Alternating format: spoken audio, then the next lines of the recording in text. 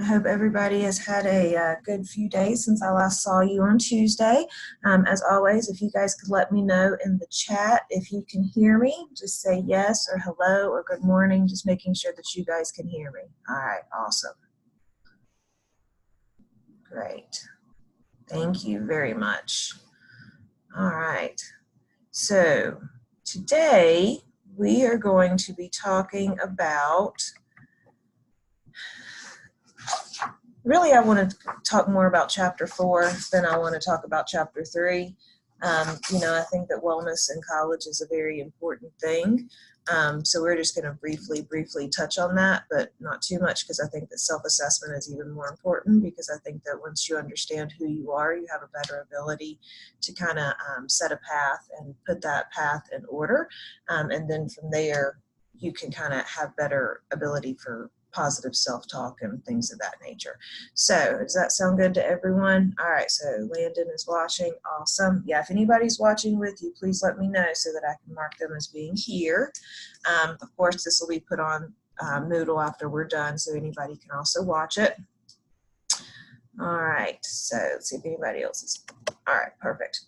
All right, so let's talk about chapter 4 a little bit first, and then we'll talk about chapter 3. I know that's a little bit backwards, but that's okay. You'll be good. All right, so self-assessment. So this is what you guys are going to be doing with CFNC, and I think that self-assessment is really important, as I said, because it kind of helps you figure out who you are, and I think as we go through life, we always have to kind of reevaluate ourselves. Life is an ever-changing process, and so I think it's important that we allow ourselves the ability to kind of to be introspective in who we are, and I think that self-assessments can kind of sometimes pull those points of ourselves that we don't necessarily want to talk about or look at into the reality. So one of the things that you'll be doing with CFNC is, like, as I said, those interest inventories. And the one that I personally like is the one that uses these Holland codes. And as it says in the book, if you guys have read it, Dr. John Holland, he identified 6 personality types. And anyway, based on these personality types, it kind of gives you what you would want out of a job or what you would want out of life. And with regard to CFNC, it's more looking at how these personality codes relate to work values and what interest you might have, and which may lead to a career. So when you do these interest inventories, it's going to give you a Holland code, and then those Holland codes are going to correspond to possible careers that you may enjoy. Now, I'm not saying that they're going to be all 100% perfect or anything. And you may find nothing. You may be like, this is a total waste of time. And that's okay too, because I've done them throughout my life. And sometimes I felt like they were a total waste of time. And sometimes I felt like I really got something out of it. So we're just going to kind of play through that and see what that looks like. But let's talk a little bit about these Holland codes, because there are 6 different types, and based on the type that it pairs you with, then that's kind of what the career choice would be. So as it said in there, you have the realistic people who are the doers. These people like to work with their hands. They have skills, mechanical skills. There's a lot of engineering people that are doers and that type. Then you have the investigative people, the thinkers. They like to analyze and explore things. I think that you can be a combination of a lot of these, as it says in the book. But it's kind of interesting once you get into the assessments as to exactly how people come together. But conventional people are the organizers. There's a lot of conventional people in my office. They like to organize. They like to do things very analytically, and they just like to make sure everything's set 1, 2, 3. Then we have the artistic people. Of course, these are the creators. These are the big picture thinkers. These are the people that want to make things happen. Enterprising persuaders, a lot of times these are going to be like your salesmen, people like that. And then the social people or your helpers. I tend to fall into more of the social helping side, especially with my career choice, being an advisor and former school counselor. Then that definitely lent me into that kind of that realm for sure. So based on how you answer these questions, and keep in mind it is a self-assessment. So one thing that you have to remember too is how you the mood that you're in one day can definitely impact how you are answering these questions. And so you may be in a crappy mood whenever you do this, and so the world may be super negative and you're hating life, and so the way you answer these questions is going to be impacted by that mood. So you may take it one day and get one thing, and you may take it the next day and get another thing. It just kind of all depends. I think that, we have to be cognizant of that whenever we are taking these, and kind of be, again, thinking about where we're coming from whenever you're doing a self-assessment. And that's true with any self-assessment, whether it's, how you're rating your instructor at the end of the term. It's whether you're doing this Holland codes or whether you're doing the Myers-Briggs. Any assessment really is impacted by your mood and your perspective. So that's something to consider whenever you're answering something, is also, what exactly, how is this impacting me or others around me? Okay. So, from there you get into your work values, and you'll do a work values keys in the CFNC, and we're going to kind of look at that. And that's going to kind of give you what you would value out of a working environment.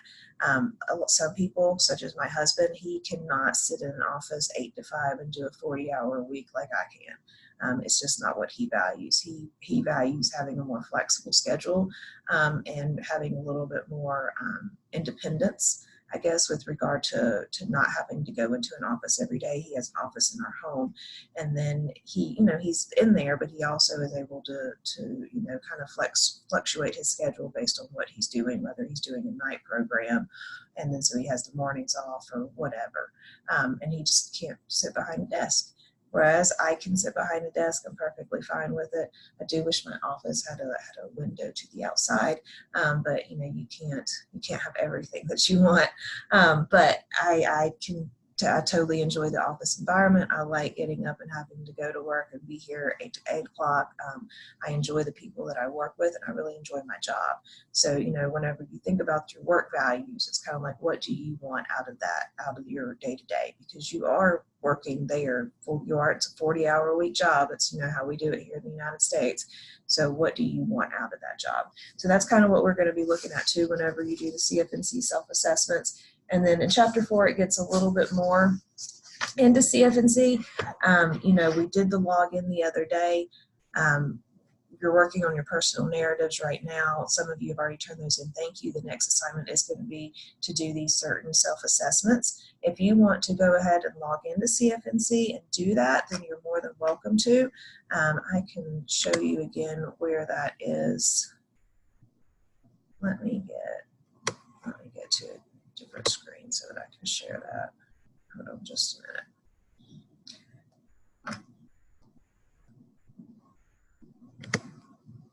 Okay. Let me share my screen.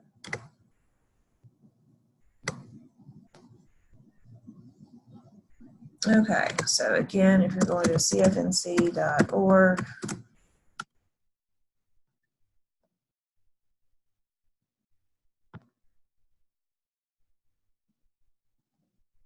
and of course you would sign in using your CFNC information that we worked on the other day, but then you're going to go down to plan for college, for a career. I think you either one, but we'll go to for a career.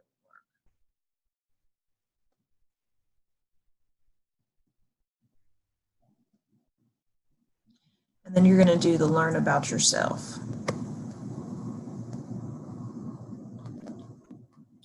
And definitely I'm going to have you do the interest profiler, the work value sorter, and probably the transferable skills checklist. So those are the 3 that you'll need to do, and then we'll have some just some information that I would like from that that I'll ask for. But if you wanted to go ahead and start working on that, then you're more than welcome to. Skip's going to go over that a little bit, but we're going to also talk a little bit more about financial aid, because that's a big one, especially going from the community college to the university. So if you want to work on this, you're more than welcome to. So just so you go ahead and have that. But again, that'll be your next assignment as far as getting these done and then giving me some feedback on your results. but we're not going to do any more with CFNC other than that, since you're going to be doing that with him. All right, so the next thing that I want to talk about a little bit more is your learning styles. How many of you think that you already know your learning styles?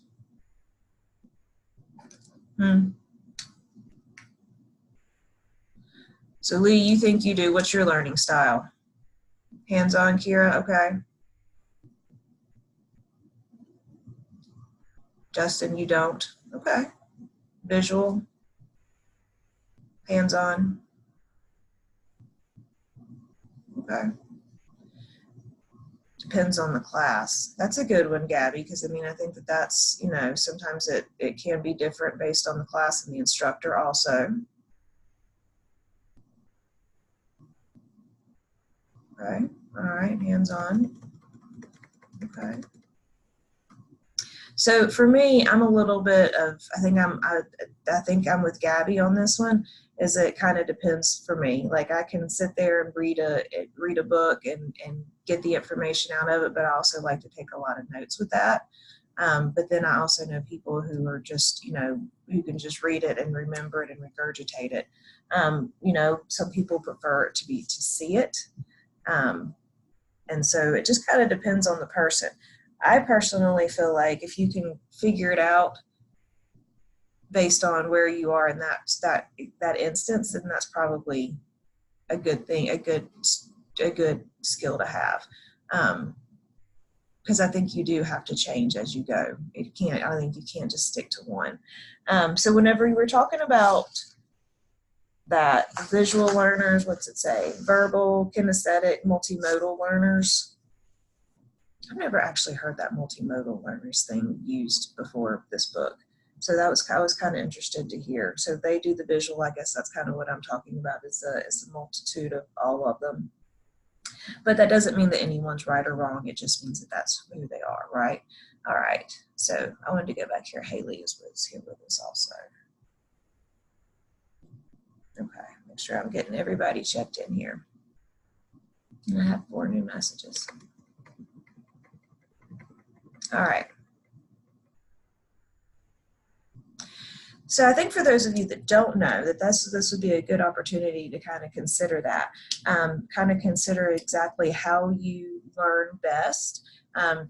Do you like sitting in a classroom and being lectured to and reading, or do you want to be more of that person that gets hands-on, get your hands down and, you know, get dirty, or do you want to hear it? You know, I think that that's something that you really need to consider, because that's definitely going to impact how you learn the most effectively.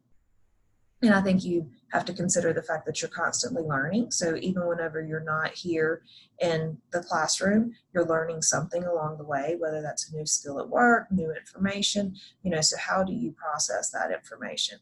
Again, I think that's an evolution. So I don't know that you necessarily have to have a decision right now today, because I think it is an evolution as you go throughout life. I think a lot of the times we expect students to have all this figured out whenever you've still got a lot of life to live. We all do.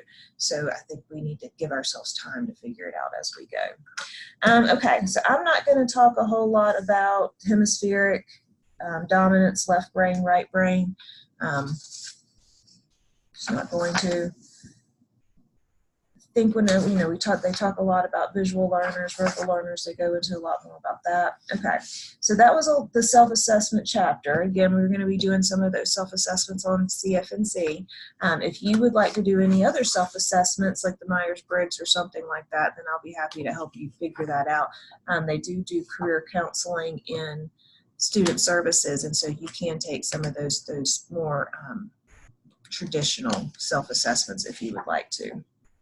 Okay, so let's switch gears and let's talk a little bit about chapter 3. They just added this chapter this semester, so this is a brand new chapter to the book. I appreciate the chapter, but again, I don't know how much of it we really need to cover. So I'm just going to go briefly through it. Again, it's about wellness in college. I think all of you know that you have to kind of find some sort of balance in college. It can be difficult. I know I was in an ACA class the other day and I heard a student talking about working 30 hours a week, not getting enough sleep, and constantly feeling stressed out.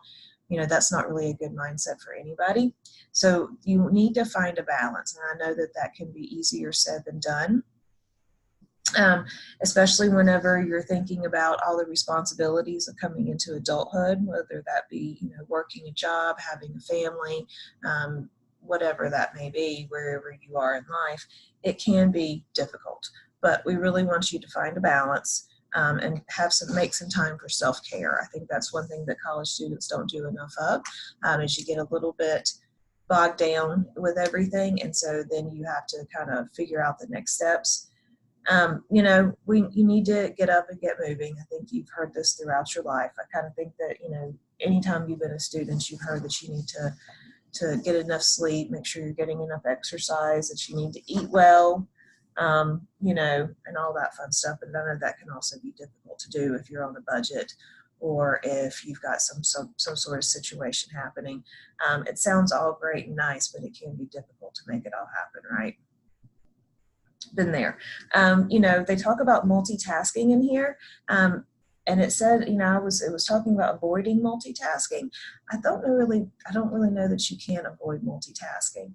I think that that's something that we do on a daily basis. I think with the daily life, we're constantly moving and going from one thing to the next. And so we kind of got to figure out what you can and can't do. I think it's more about what are your limitations, and are you willing to set boundaries for those limitations?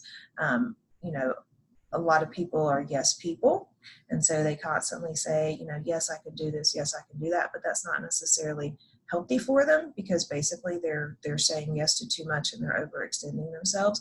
So I think it's more finding a balance and finding those boundaries that you need to be looking at. I think you can't avoid multitasking. It's just part of who we are, whether you want to admit it or not. I did want to talk a little bit more about impulsivity and procrastination. I am going to be totally honest with y'all and tell you I am a procrastinator, or at least I have been, and it is something that I have been working on. I can also be something of an impulsive person. So this is something that I work on throughout my life, because I know that I have a tendency to put things off, especially whenever it came to schoolwork. I was definitely that person that was cramming at the last night. I was writing the paper at the last minute. Even whenever it came down to my final paper in my EDS degree, I was doing that at the very last minute. And it's not something that I recommend. It causes stress. It causes all these other things that this chapter has been talking about. You know, but I think again, it's finding that balance. And so for me, I've had to learn to write lists. So I write lots and lots and lots of lists in my notebook. I always keep a notebook with me, and so I write lists, and then I go back and check it off as I go through it and make sure I prioritize every week. And it's not something I really did before this job, but then this job kind of taught me that that's something I need to do, because there's so many things happening that I can't let things slide. So again, I've only been in this job 5 or 6 years, so it's taken me that long to figure out my pattern for that and how I can adjust it. So impulsivity, procrastination, not a good thing. I would encourage you to write lists. I would encourage you to put them in your phone. Everybody has something electronic on them. They do little notes. You can do little notes in your phone. Hopefully everybody is using some sort of calendar. I prefer the Google Calendar just because I can put so much into it. And I can definitely color code it so I know what's for work and what's personal. If you don't do that, then hopefully you have some sort of paper calendar that you're keeping so that you can go back and check things off, especially as you're going through the semesters. I had a class that I was teaching the other day.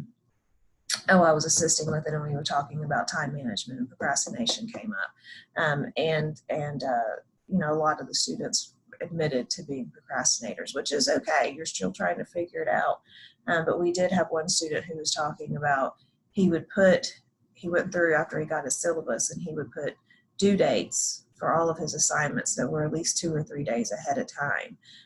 You know, and that way he would remember to get it done, but also give himself enough time that if he did procrastinate a little bit, then he would have that time to do it. And I thought that was a great idea because he was kind of trying to work within his parameters and who he knew that he was.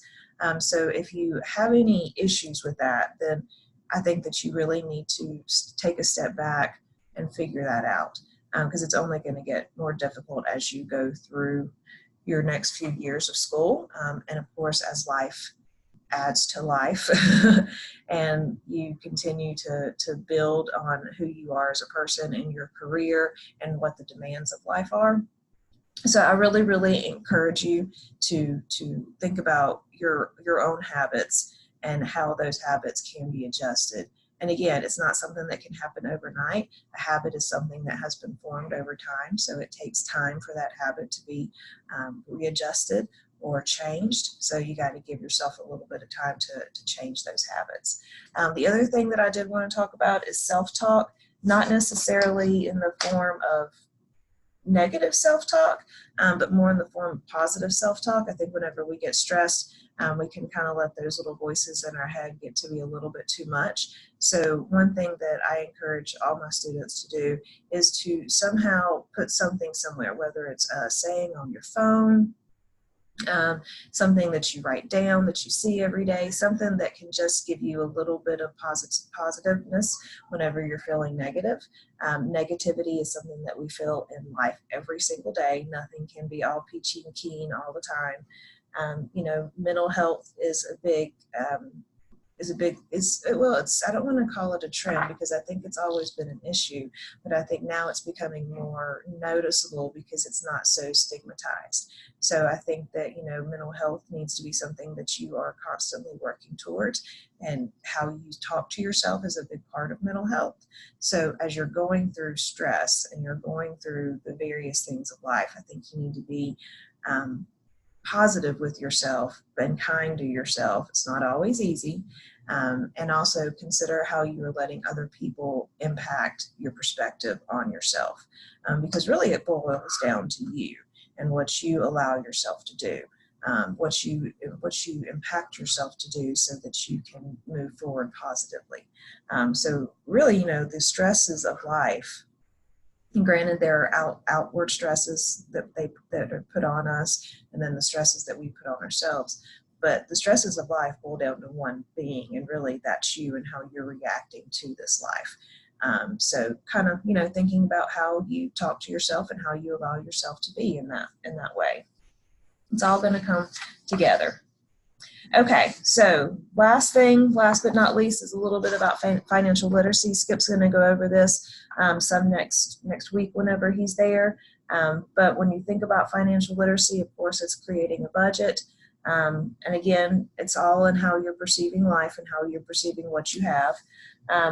You know, they talk a little bit about setting financial goals. One thing I did want to talk about is the difference between cost of attendance at a university or an institution and then the actual tuition and fees. These sometimes get confused, and Skip's going to talk a little bit about those, but just understand that cost of attendance is everything that goes into the cost of living, being a student, everything. That's your rent, your transportation, your entertainment, your whatever supplies you need, your groceries, all of that is your cost of attendance. And then you have what's called tuition and fees.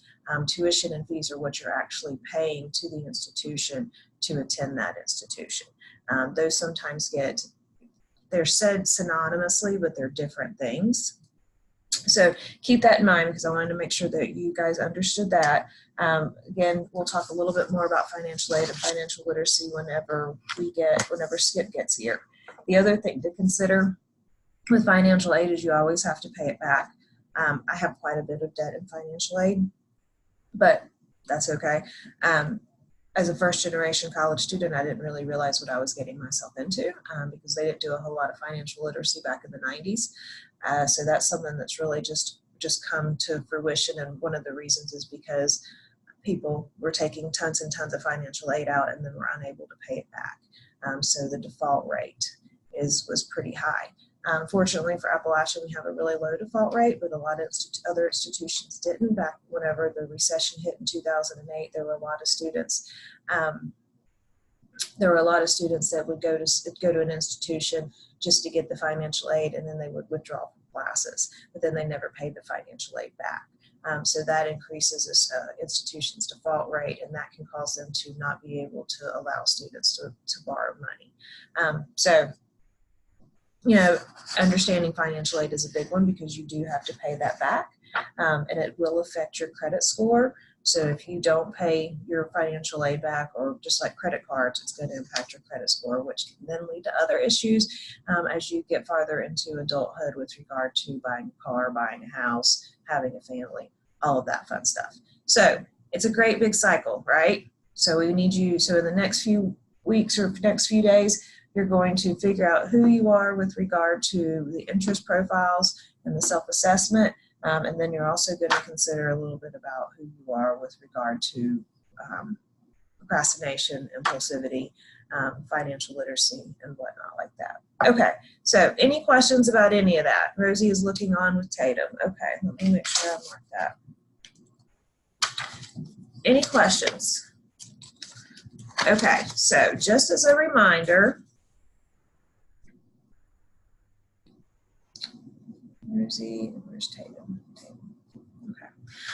So just as a reminder, we do not, okay, I saw that. I got Haley. Thank you very much. So just as a reminder, I've said that 3 times now. We do not have class on Tuesday. I will be at Forsyth Tech recruiting for Appalachian, so we will not have class on Tuesday. As I've already said a couple times, Skip will be there on Thursday. Do expect to be in the class the whole time on Thursday. He's probably going to take up the whole time talking about some financial aid stuff, financial literacy, as I was saying, and just kind of a short overview of CFNC and the application process through that, because a lot of you will be using CFNC to apply. Okay, Lee, which quizzes that I did on CFNC that I want you to take? Let me share my screen again, and I'll put that on Moodle, okay? So I wanted you to take the interest profiler. So this one on the top left, the interest profiler, it should take about 10 to 20 minutes, and it will give you Holland codes. The transferable skills checklist, that one, let's see what that one looks like, and then the work value sorter. And so what I'll do is I will put that information up on Moodle. I'll put this recording on there. I'll put this as your next assignment. And then I'll also put what information I need out of that from you. It'll basically be like a worksheet that you just need to fill out 4 or 5 questions. 1, to show that you did it, and 2, to see what you got out of it. Okay, so let's see, do we have any other,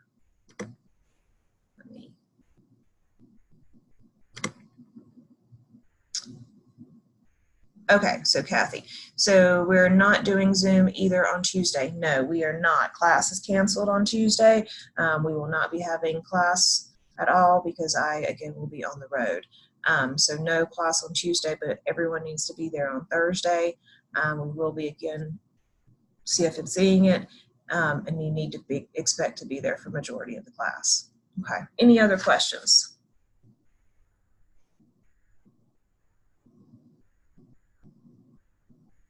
All right, if y'all don't have any other questions and you know how to reach me, I will be in the office